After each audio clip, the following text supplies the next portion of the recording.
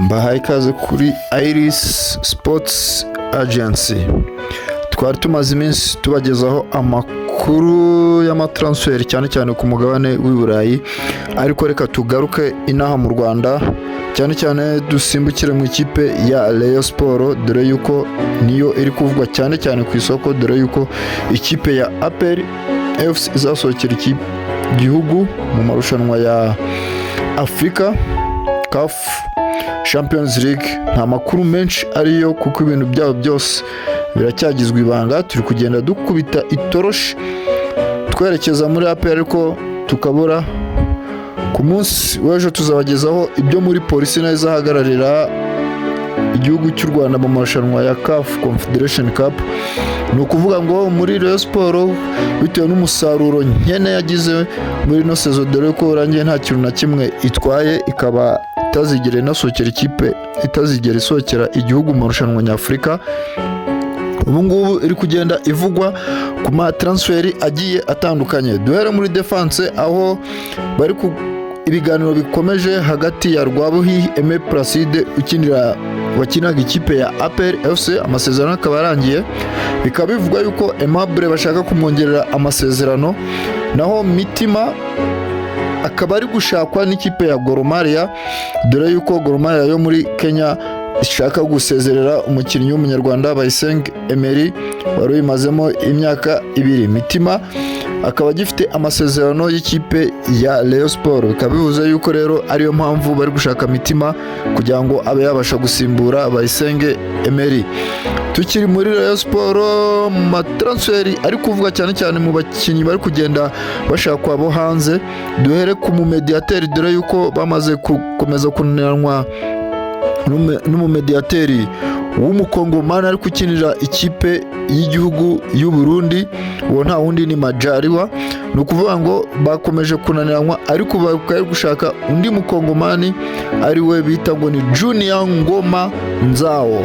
Junior Ngoma Nzao akaba akinira ikipe ya Vin Club, akaba yaravutse 1997. Ikipe ya Rayon Sport ikaba ikomeje kumushaka kugira ngo azaze gusimbura Majaliwa, dore yuko bakomeje kunanirana.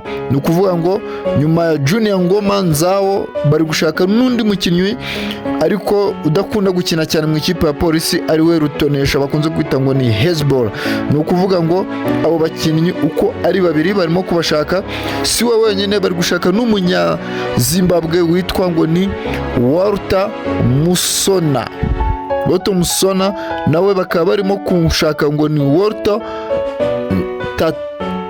Walter Musona Tatenda, akaba barimo kumushaka cyane cyane ikipe ya Rayon Sport, ariko situzi ko kuko aba bakinnyi barahenze. Nka Junior Ngoma Nzao bari gushaka yuko bari kumushaka, ariko ikimba ya Simba yo muri Tanzania nayo yateye itoroshi irimo kumushaka, na Walter Musona ubu ngubu uri muri kampu ya Zimbabwe, na Simba nayo irimo kumushaka, kwako Simba nayo yagize umusaruro nkene muri sezo ya 2023-2024, dore ko Simba nayo izaguma ku rugo. Hazasohoka amakipe 2 yo muri Tanzania, ariyo Azamu ndetse na Yanga. Ni ukuvuga ngo Simba nayo iri gushaka abakinnyi bakomeye kugira ngo muri sezo igiye kuza izabashe kugira iki, izabashe gusohoka. Ni ukuvuga ngo Walter Musona hamwe na Junior Ngoma Nzao, abo bose Simba nayo irimo kubashaka. So umukinnyi wonyine Rayon Sport irimo gushaka, dore ko irimo gushaka na Mohamed Shabani w'Umugande. Ni ukuvuga ngo Mohamed Shabani yaciye Rayon Sport amafaranga agera ku 80,000 by'amadolari, ni hafi miliyoni 100 z'amanyarwanda. Ni ukuvuga ngo Rayon Sport muri uku kugenda yiyubaka, iri kugenda yubaka muri abakinnyi iri kuzana, irashaka gukora recruitment z'abakinnyi bo hanze, kuko kugeza ubu ngubu mu Nzove hari gukora abana batoya, abana bakiri batoya, kugira ngo bazakuremo abana bagera kuri 5 beza b'abanyarwanda baziyongeraho muri squad, dore ko ngo ishaka kuzagira squad y'abanyarwanda 13, abandi bose bakazaza abari abanyamahanga. Si ku bakinnyi gusa, biravugwa yuko umutoza Julien Met nubwo yagiye kongera lisansi ye, biravuga yuko amasezerano yarangira n'uku kwezi kwa gatandatu, ku itariki ya mbere z'ukwezi kwa gatandatu amasezerano yo azaba arangiye. ni ukuvuga ngo bafite guhita bamuhereza ibaruwa barangiza bamubwira ko batazakomezanya. Bikaba birimo kuvuga ko bashaka kuzana umutoza w'ubunyabigwi, nta wundi ni Raoul Shungu, ariwe uri kugira uruhare mu kugira ngo bazane uno mukinnyi Junior Ngoma Nzao, dore yuko umukinnyi Junior Ngoma Nzao ukira muri Vita Club, twibuke ko Raoul Shungu yigeze gutoza Vita Club. Ubu ngubu Raoul Shungu bikaba bivuga yuko ariwe mutoza ufite kuza gutoza ikipe ya Rayon Sport, dore yuko Raoul Shungu amenyereye cyane cyane gutoza amakipe adafite ubushobozi ari mu gihe cya crise, dore yuko na Vita Club yagiye akayizanzahura mu gihe yari ifite ikibazo cya crise, kandi muri iyo crise bikazaba bituma yitabira amarushanwa nyafurika ikagera no mu matsinda. Raoul Shungu yigeze gutoza ikipe ya Rayon Sport, tubibutse ko Raoul Shungu ari we wayihaye igikombe cya Sekafa bakuye muri Zanzibar mu 1998. rero bakaba bifuza yuko ikipe ya Rayon Sport yakongera kugarura Raoul Shungu. Turagenda tubageza amatransfer menshi cyane ya hano i Nyarugenge, dore yuko mu Rwanda hakomeje kugenda havuga ibintu byinshi nko muri polisi yahaye miliyoni 35 Kiyovu Sport kugira ngo yumvikane na Kirongozi akaba akomeje kunananwa n'ikipe ya Kiyovu Sport, dore yuko Kirongozi ashaka miliyoni 20 Kiyovu Sport ngo itware 15, ariko bikaba bivuze yuko Kiyovu Sport igomba kumanga miliyoni 15 none igatwara 20. Kirongozi akaba ari kuvuga ati ntago nayafata, kandi Kiyovu Sport ikaba itangaza yuko yaguze Kirongozi amadolari 24,000 akaba yarayikiniye sezo imwe akayitsindira ibitego 8 na assiste 6.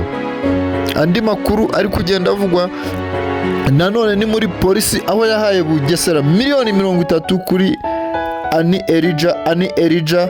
Bikaba biri kuvuga ko nabo barimo kunananwa n'ikipe ya Bugesera, dore yuko Bugesera ishaka kumuha 10,000 by'amadolari yo igatwara 20,000, ariko Ani Elija ntago arimo kubikozwa, dore ko tubibutse yuko Gahigi aherutse gutangariza ikinyamakuru cya Radio TV10 ababwira yuko Ani Elija adateze gusohoka mu ikipe ya Bugesera munsi y'20,000 by'amadolari. ni ukuvuga ngo bikomeje kugenda bigorana hagati y'abakinnyi Kirongozi hamwe na Ani Elija, bakomeje kunanirana uburyo bwo kumvikana hagati y'amafaranga.